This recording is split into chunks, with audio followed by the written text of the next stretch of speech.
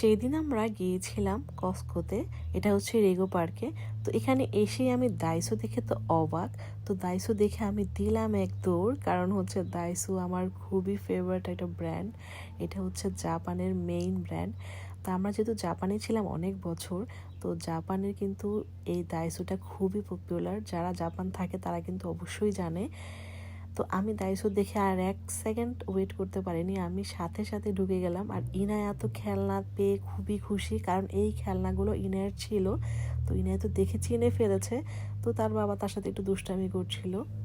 আর এই যে হেয়ার ব্যান্ডগুলো দেখতে পাচ্ছেন, এখানে কিন্তু অধিকাংশই আমি ব্যবহার করেছি। তো এগুলো দেখে কিন্তু খুবই ভালো লাগছে। আর যেহেতু জাপান ছিলাম, তো এই জিনিসগুলো আমি অনেক বেশি ব্যবহার করেছি। তো এখানে এসে আমি যখন এগুলো দেখতে পেলাম, আমার দেখে খুবই ভালো লেগেছে। তো আজকে আমি হয়তো বা কিছুই কিনবো না, কারণ আমি জানতাম না এখানে দাইসো আছে।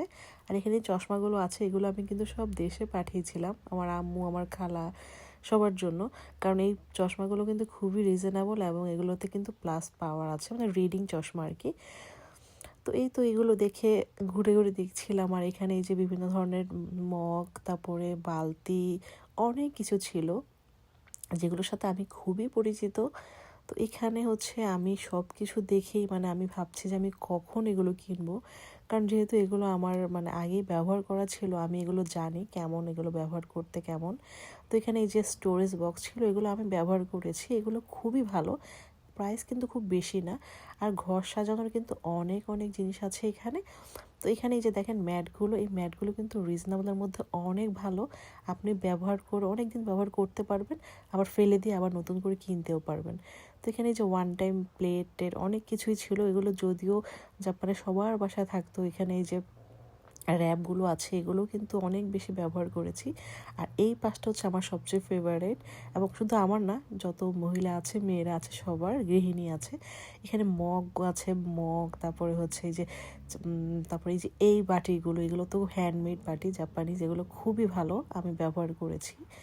তারপরে এই প্লেটগুলো ছিল, তারপরে এখানে হচ্ছে মানে অনেক ধরনের বাটি, চামচ ছিল। আর এই যে এই বাটিগুলো কিন্তু জাপানে খুবই পপুলার, সবার পাশে এগুলো থাকবেই, কারণ এগুলোতে সবাই রামেন খায়।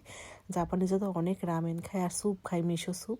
এখানে কিন্তু প্রাইসটা দেওয়া আছে, আর এখানে হচ্ছে ডলারে কনভার্ট করা হয়, তো এটা দিয়ে দিয়ে রেখেছে আর কি। আর এখানে এই যে খেলনা ছিল বিভিন্ন ধরনের, এগুলো কুকুর বিড়ালের জন্য। আর এখানে হচ্ছে যারা আপনার গার্ডেন করে, গার্ডেনিংয়ের জন্য অনেক জিনিস আছে, এটা বেকিংয়ের জিনিস আছে। তো খুবই রিজনেবল, আমি কি বলবো, যেখানে কড়াই আছে, এগুলো কিন্তু খুব বেশি দাম না।